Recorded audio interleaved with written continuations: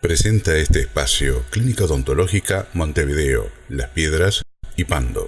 Para aquellos pacientes que sientan que en algún momento del día están bruxando o cuando se levantan en la mañana y sientan algún dolor muscular o articular,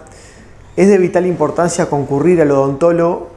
para tener un buen diagnóstico, así poder solucionar ese inconveniente, que es en algunos casos una manera muy sencilla de solucionarlo utilizando una placa neuromio-relajante que la va a utilizar durante la noche para así poder proteger a las piezas dentales y también a los tejidos musculares y a la articulación temporomandibular.